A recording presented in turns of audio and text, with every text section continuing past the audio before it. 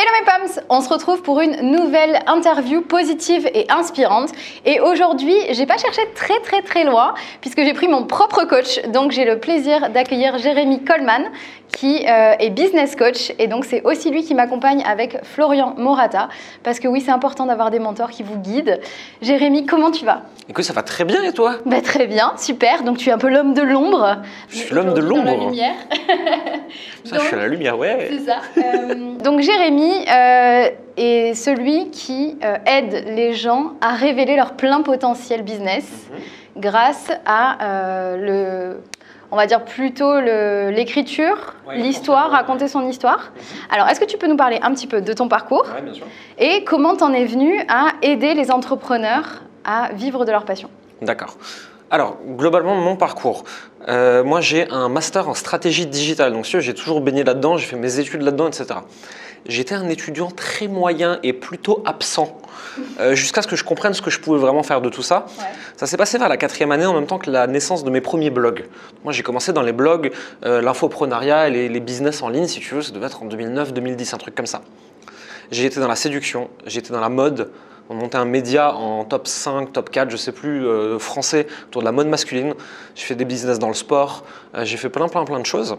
Et après ces médias en ligne, je me suis retrouvé avec plein de compétences. J'avais plus envie de faire de blog. Je me suis dit, bon, qu'est-ce que je fais? À ce moment-là, j'ai commencé en fait à vendre mes services en tant que freelance, consultant, à des grandes entreprises françaises, à des agences de communication de publicité, des agences digitales, à des plus petits entrepreneurs, etc. J'ai fait du freelancing pendant 3 ans, je dirais à peu près. Je gagnais plutôt bien ma vie, mais je me rendais compte qu'il y a un truc qui ne me plaisait pas. C'est que la relation que j'avais avec mes clients elle était atroce. C'est-à-dire que concrètement, quand tu es freelance, tu es sous-fifre très bien payé. Oui. C'était toujours mieux payé que la moyenne en freelance si tu sais vendre, etc., et que tu as les bonnes compétences. Moi, c'était mon cas, donc j'étais bien payé, mais on me prenait pour un larbin riche, si tu veux. Et le problème, c'est que la personne qui te paye, la personne qui décide de travailler avec toi et la personne qui applique les conseils que tu lui donnes n'est pas la même.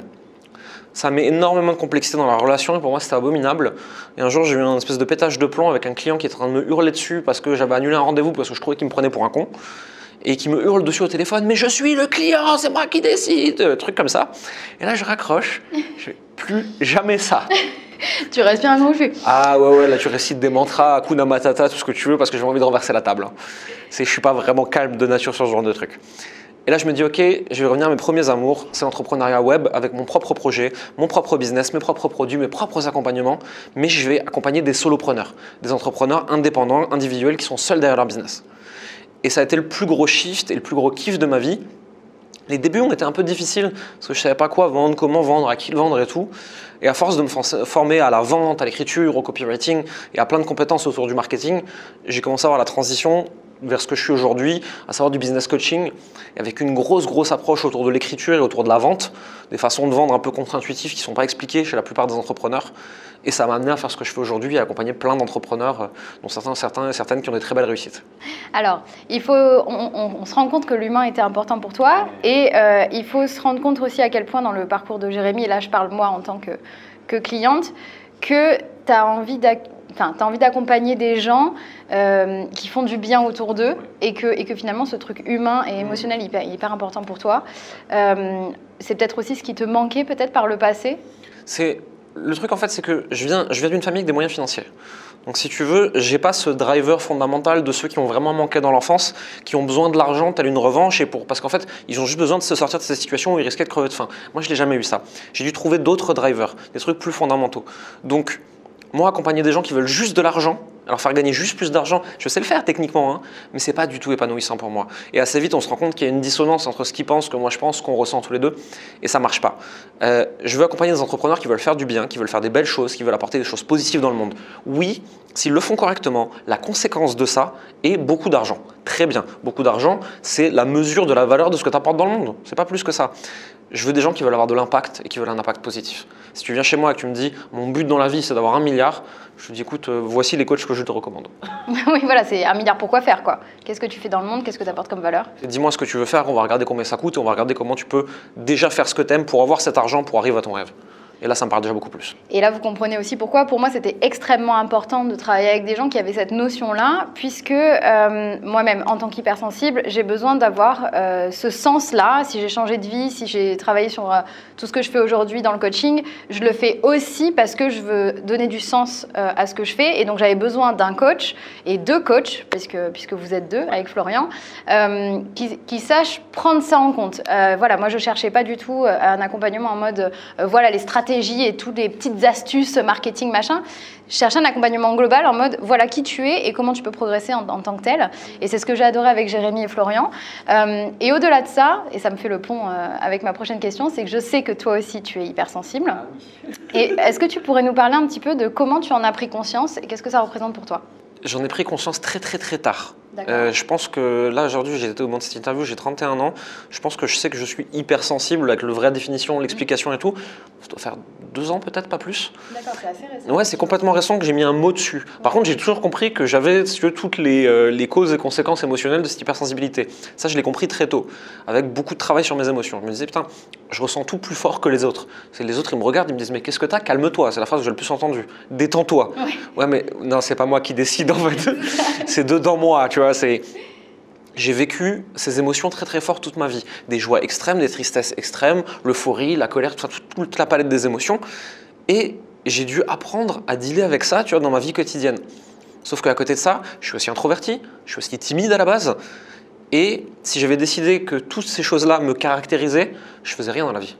Non, parce que timide, introverti et hypersensible, ouais, tu restes chez toi et Oui, si tu t'attaches que à ça, c'est mal barré. Si tu t'attaches qu'à ça, tu restes chez toi, tu dessines ou tu trouves un métier où tu n'auras jamais aucun contact humain, quoi. Encore faut-il se dire qu'est-ce que tu mets derrière ça, parce qu'en fait, finalement, là, c'est parce que c'est la société où on se dit hypersensible, introverti et tout, comme si c'était quelque chose de négatif, alors qu'en fait, justement, comment t'en as fait une force finalement? Moi, en fait, si tu veux, je trouve ça extraordinaire parce que introverti et timide, c'était pendant longtemps des douleurs, des blessures et mes plus grands vides, ça crée mes plus grandes forces. C'est pour ça qu'aujourd'hui, j'aime autant connecter avec les gens, que je le fais avec autant de facilité, que j'ai un réseau aussi développé. C'est parce qu'à un moment, j'ai dit, vas-y, ce truc-là là, que j'ai, qui est en moi, ça me gonfle complètement. Je ne veux pas être ça. Je vais décider d'être autre chose. Alors, il y a des traits fondamentaux que j'ai décidé d'accepter et qui font partie intégrante de moi. Et il y en a certains, j'ai dit non, ça m'emmerde. Ça, je veux pas être. Et je me suis forcé, je me suis fait vachement violence. C'était super difficile. Encore aujourd'hui, quand je fais une scène pour aller devant un public, c'est terrifiant pour moi. Mais j'ai des palpitations au moment de démarrer. J'arrive sur scène, je saute sur place et je me dis, vas-y, dans 10 minutes, ça sera passé, tant pis. C'est juste que il y a plein de choses, du coup, en tant qu'hypersensible, que je ressens beaucoup plus fort, donc qui me font peur. À un moment, tu as peur de tes propres émotions. Tu te dis, putain, je vais prendre ce truc-là de plein fouet dans la gueule, est-ce que je vais réussir à le gérer? Ou est-ce que je vais tomber par terre, juste? Et quand tu comprends qu'en fait, la peur et l'excitation, c'est les mêmes émotions, et c'est les mêmes hormones, etc., tu te dis, non, juste maintenant, stop, j'ai pas peur, je suis trop content, en fait. Et tu fais un shift. Et donc, si tu veux, toute ma vie, j'ai décidé de voir toute mon hypersensibilité, tout ce qui allait autour, comme ça. J'ai dit, non, ce sera une force. Je vais en faire quelque chose. Mais à côté de ça aussi, je me respecte là-dedans. Donc, si je suis très fatigué, je vais me coucher.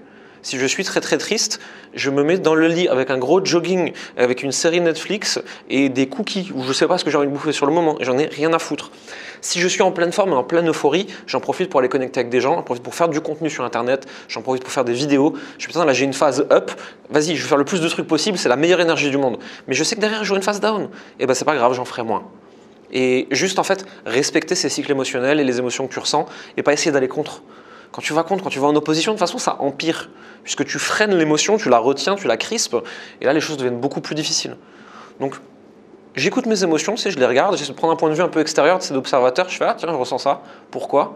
Ok, si je le ressens aussi fort, c'est parce que je suis qui je suis. Mais pourquoi elle est là l'émotion à la base? Ok, c'est bon, j'ai compris. Bon, allez, maintenant on peut s'asseoir et on peut attendre que ça passe, quoi. Et j'adore que tu puisses parler de ça parce que justement, j'évoquais ça en coaching hier avec une de mes clientes sur apprendre à s'écouter et après faire avec. Parce qu'en fait, en tant qu'hypersensible, on a toujours l'impression que tout le monde a une jauge d'énergie toujours au maximum tous les matins et que donc du coup, il faut y aller à fond à chaque fois. Et c'est encore plus important pour moi que ce soit toi qui en parles parce que, et je vous invite à suivre Jérémy sur ses réseaux sociaux, tu fais plein de choses. Tu es quelqu'un qui a beaucoup de succès et qui est inspirant pour ça. Et c'est pour ça que c'est un plaisir de te recevoir aussi. Et justement, on a toujours ce truc de se dire, ouais, mais moi, c'est pas pareil, je peux pas faire autant, etc. Et non, en fait, c'est juste apprendre à s'écouter.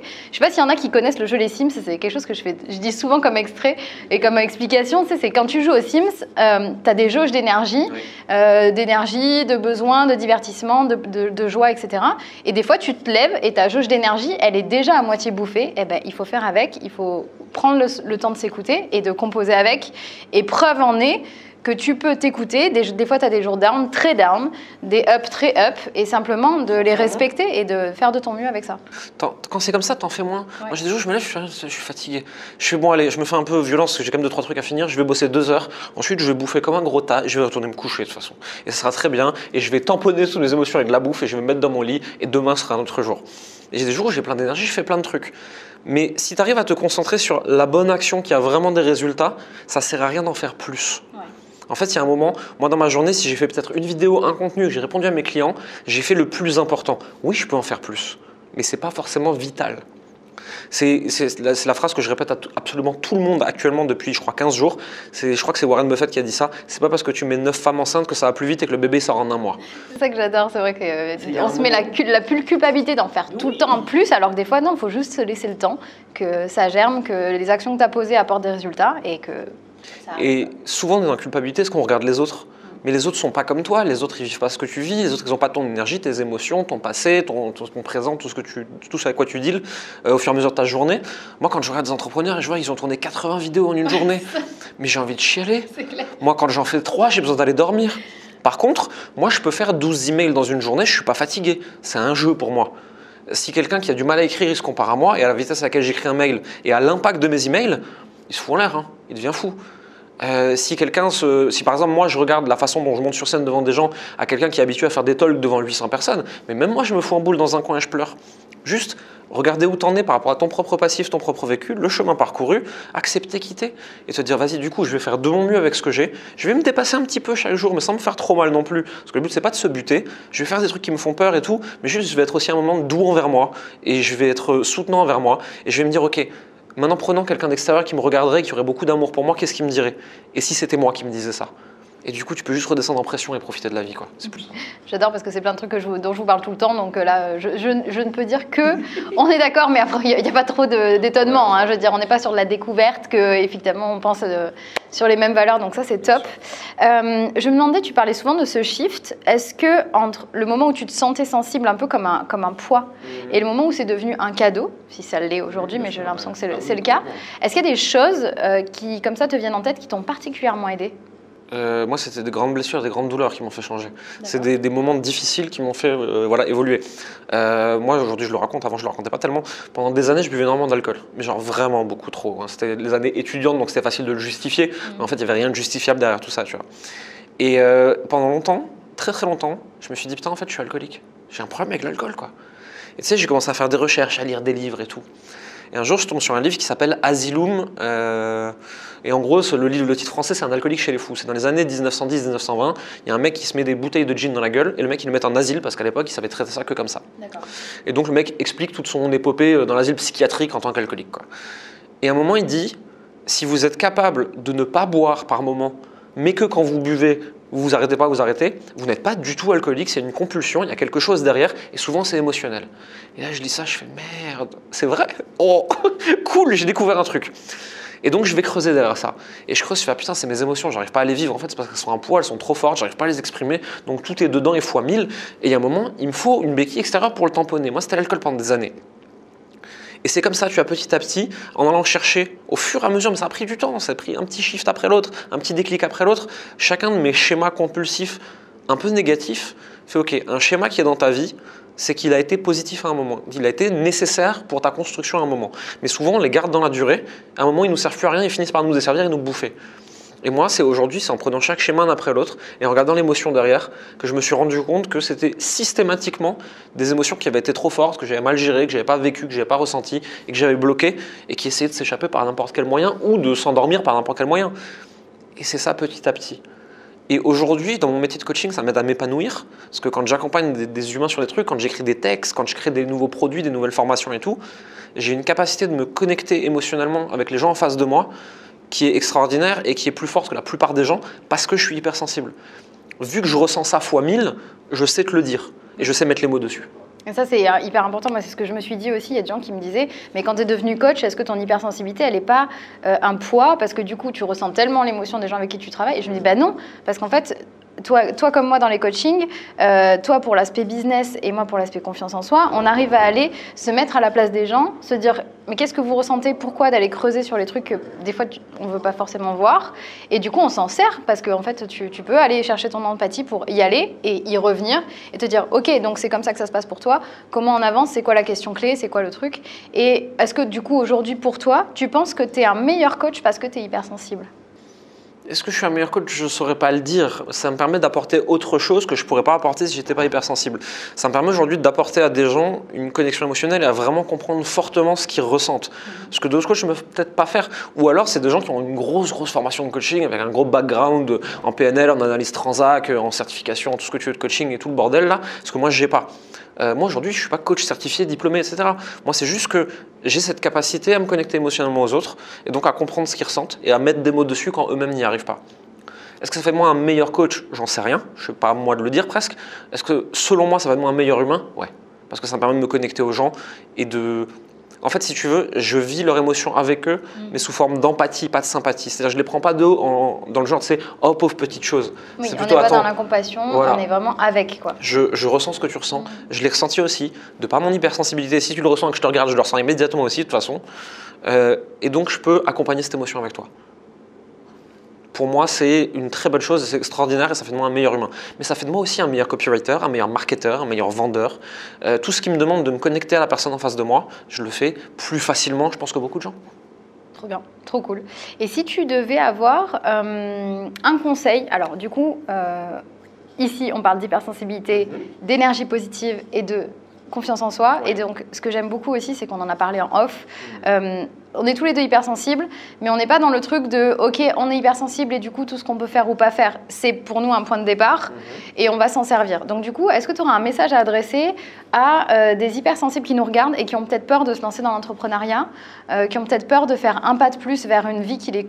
la vie de leur rêve en fait, mais d'un point de vue business, qu'est-ce que tu auras envie de leur dire comme première étape pour avancer? Il y a un truc qui est extraordinaire aujourd'hui avec le monde du business, c'est que on peut, si on arrive à s'accepter vraiment comme on est, on peut créer un business, une image de marque, une entreprise qui est vraiment à son image et ne faire que ce qu'on aime dedans et dégager tout ce qu'on n'aime pas. Aujourd'hui, Internet permet des trucs extraordinaires comme ça. Et en plus de ça, ça fait que tu n'auras jamais de concurrence. Moi, il n'y a jamais personne qui sera un meilleur Jérémy Coleman que moi, hein. C'est pas possible, hein. C'est moi le meilleur pour faire ça. Donc si dans mon business, je choisis d'être 100% Jérémy Coleman, il n'y a plus personne qui peut m'avoir. J'ai gagné le jeu, quoi. Et donc en fait, juste s'accepter, faire ok, je suis hypersensible peut-être, et bah très bien, bah, je vais juste hypersensibilité à fond, et je vais partager mes émotions avec les gens qui sont comme moi, ça va les aider à se connecter à moi, donc c'est ces clients-là que je vais avoir. En fait, c'est pas un frein, c'est juste que en tant qu'hypersensible, introverti, tout ce que tu veux, si tu essayes de faire le business de la même façon qu'un extraverti pas hypersensible, tu te plantes, ça ne peut pas marcher, tu n'y arriveras pas. Par contre, il y a des façons de faire en étant hypersensible, et elles fonctionnent, et c'est pas du tout un problème. Tu as d'autres façons d'appréhender le business, mais c'est tout aussi possible. On sait juste accepter qui on est, avec tous ses bons côtés, ses mauvais côtés, ses parts d'ombre, ses parts géniales, tout ça, c'est un package, c'est les deux côtés d'une pièce. Et dire, ok, je vais juste foutre ça devant, au monde, je vais limite même l'amplifier un peu pour qu'on puisse le voir, et je vais connecter avec ces gens qui sont en face de moi, et je vais regarder qu'est-ce que je peux leur apporter. Et si moi j'ai pu le faire, si toi tu peux le faire, ils peuvent le faire aussi en fait. Et on est d'accord, le meilleur conseil c'est d'être soi-même. Ça prend du temps, mais vraiment accepter son hypersensibilité, c'est juste le premier step. Et Jérémy en est un très bel exemple parce qu'on a souvent tendance à, en tant qu'hypersensible, et tu vas me dire si tu es passé par là, avoir une confiance en soi réduite, voire une estime de soi très basse. Moi je partais du niveau 0 avant d'en être là où je suis. Et en fait finalement c'est possible de se dire ouais on est hypersensible, mais une fois qu'on accepte ces façons de marcher, qu'on apprend les bons outils pour avancer avec ça, on peut prendre confiance en soi. Qu'est-ce qui toi t'a aidé aujourd'hui à avoir ce niveau de certitude sur ce que tu apportes, sur ce que tu es, et finalement t'affirmer en étant toi-même? Moi, il y a plusieurs choses. Déjà, la confiance en moi, je l'ai développée à travers les années en faisant des choses qui me faisaient flipper, en essayant toujours de me dépasser, en essayant toujours d'aller un peu plus loin. Pas peut-être des trop gros steps d'un coup pour pas exploser intérieurement, tu vois, mais des petits steps pour montrer qu'en fait, à chaque fois que j'allais un peu plus loin, bah, ça marchait. c'était possible, quoi. Un peu plus, ça fonctionne. Petit pas par petit pas, je vous le dis tout le temps. Ouais, non, mais c'est ça sert à rien d'essayer de faire des sauts de géants là sur internet, ils parlent tous de sauts quantiques. Ouais. Très très bien, hein, si ça marche pour certains, c'est très bien. Moi si je fais un saut quantique, je suis au lit 3 semaines. Hein. Mais je sais pas si, en tant qu'hypersensible, alors du coup on parle chacun de son expérience, mais est-ce que quand on est hypersensible, c'est possible de changer du tout au tout radicalement? Est-ce que émotionnellement c'est pas trop chargé? Et ce qui fait qu'on est aussi susceptible d'avancer beaucoup mieux petit pas par petit pas. Je pense que c'est possible, c'est juste que ça va demander un tout autre challenge émotionnel et que tu vas te manger un contre-coup dans la gueule qui va être super fort. Enfin, pour démarrer, c'est ultra violent quand même. Ouais, et qu'il va te falloir pré-encaisser. Si tu veux faire des sauts de géants, ouais, tu peux. C'est juste que c'est beaucoup plus hardcore émotionnellement. Et il va falloir du coup prendre soin de toi à hauteur de ce que tu es en train de te mettre dans la gueule. Donc, oui, c'est possible en tant qu'hypersensible. Hein. C'est juste que potentiellement, tu vas faire un saut de géant, tu vas faire ce gros truc qui est complètement ouf pour toi. Et ensuite, tu vas être 2 semaines à plat. Et il va falloir l'accepter. Et si ta vie ne te permet pas d'être à plat 2 semaines ou si tu n'as juste pas envie d'être à plat 2 semaines, alors vaut mieux y aller tranquille, saut par saut, c'est quand même beaucoup plus doux. Souk, moi je le vois vraiment de manière exponentielle, c'est-à-dire qu'au tout début, quand tu démarres de zéro, que ton hypersensibilité c'est un poids, etc., c'est très compliqué de se mettre en marche et les premiers pas te font gagner en confiance en toi, tu récupères ça. Et après, par contre, c'est là où j'ai l'impression que tu peux avoir des sauts quantiques. Et moi-même, je le vois, et grâce à votre accompagnement aussi, forcément, les évolutions que j'ai maintenant ne sont pas les mêmes qu'il y a 2 ans ou qu'il y a 10 ans. Et que forcément, j'ai envie de te dire, là, toi qui nous regardes, on a tous les deux démarré, petit pas par petit pas. On se fait accompagner des bonnes personnes, on se met dans un environnement bienveillant de gens qui acceptent notre hypersensibilité et qui la connaissent. Et après, par contre, tu as des évolutions folles, justement, parce que ça devient exponentiel, donc toutes tes réussites sont décuplées. Et du coup, tu en arrives là où tu en es. Et donc, du coup, est-ce que tu peux nous parler un petit peu de où est-ce qu'on peut te retrouver? Oui, bien sûr. Alors, le plus simple aujourd'hui pour retrouver ce qu'on fait avec Florian, c'est sur notre site internet, morata-coleman. Et le mieux, ce que moi je recommande, c'est de passer le quiz qu'on a en haut du site. C'est quel est ton profil d'entrepreneur et le potentiel de ton entreprise. Ensuite, derrière, on donne quelques conseils en fonction des réponses au quiz pour savoir où tu en es, sur quoi on miserait nous si on était à ta place, etc. Derrière, tu es abonné à nos emails, donc tu reçois tous mes emails quotidiens où je donne plein de conseils, plein de valeurs et où je m'amuse beaucoup à rapporter plein de choses. Tu reçois automatiquement mon livre gratuitement, livre Alignement, donc les 4 piliers de la méthode qu'on a développée avec Florian. Pour moi, c'est là le point central. Après, n'importe quel réseau social, tu tapes Jérémy Coleman, tu me retrouves, j'ai mis le même nom partout. C'est pas la course aux abonnés, c'est la course au plaisir, à l'échange et aux belles connexions avec les gens. Et je prends beaucoup de plaisir à partager ça, notamment sur Instagram où je partage tout et n'importe quoi, tu vois, parce que ça m'amuse. Mais on adore parce que justement, ça déculpabilise vachement des entrepreneurs qui te disent une espèce de vie de rêve où tu as l'impression que les mecs sont à 100% tous les jours et se lèvent. Alors toi, tu te lèves très tôt, donc voilà, c'est pas un bon exemple. Mais je me couche très tôt aussi. C'est ça, tu te lèves tôt parce que c'est ta façon de te lever et pas en mode Miracle Morning. Mais voilà, tu partages aussi tes soirées et tout. Et oui, c'est aussi la vraie vie d'un entrepreneur. Donc vous allez voir les coulisses si vous les suivez sur Instagram. En dehors de ça, là, tous les grands entrepreneurs très lisses, très propres, avec la vie de rêve, etc. Moi aujourd'hui, les 3/4, je les connais. Je traîne avec eux, je vais bouffer avec eux, je vais boire des coups avec eux. Ils sont pas comme ça dans la vie. Arrêtez de mentir aux gens. Arrêtez de comparer votre garage à leur vitrine. C'est pas la réalité. Non mais voilà, c'est ça. C'est parce qu'en plus, ces gens-là, si tu veux, moi je suis en soirée avec eux, je vois comment ils sont après 3 verres. Donc il faut arrêter de raconter des conneries. Le lendemain, quand ils se réveillent, oui, ils sont debout parce qu'ils ont de la détermination et un vrai why qui les drive. Mais ils sont debout avec les yeux collés, la gueule de bois comme tout le monde. Hein, donc, En tout cas, merci vraiment Jérémy pour ce partage. C'est pas la toute dernière question, je voudrais que tu me dises, après toi, qui est la personnalité positive et inspirante qu'il faut que j'aille rencontrer? Ah, ça c'est une bonne question ça. Qui est-ce que tu peux rencontrer d'inspirant, de positif? Moi je pense que ce serait intéressant que tu discutes avec une autre personne qui est dans le business, etc. Il s'appelle Gwendoline Meyer. D'accord. Gwen, c'est une personne que j'ai rencontrée par personne interposée, pareil dans le cadre des interviews et des trucs comme ça. Gwen, c'est aussi business coach, entrepreneur web. C'est une femme, il n'y en a pas assez. J'aimerais qu'il y en ait plus. On est là. Non mais sérieusement, j'aimerais qu'il y en ait plus. Ça me rend trop triste de voir un truc qui est complètement drivé par les hommes en haut. Et quand je fais des réunions business, des trucs, des restaurants, et qu'on est 10 mecs à table, moi j'ai envie de chialer, j'ai envie de me foutre sous la table et de me cacher. Hein. C'est avec toute mon énergie féminine, moi c'est la mort pour moi. Et si tu veux donc de voir une femme qui fait exactement la même chose que moi, avec sa façon d'apporter le truc, hein, mais qui est sensiblement dans les mêmes métiers que moi, et qui a énormément de succès, qui a très très bien réussi, moi ça me fait trop plaisir. Trop bien. Et je trouve ça trop cool, et donc il faut absolument que tu lui parles et tu vas kiffer. Bon bah Gwendoline, on prend rendez-vous bientôt. On lui enverra un message, on la forcera.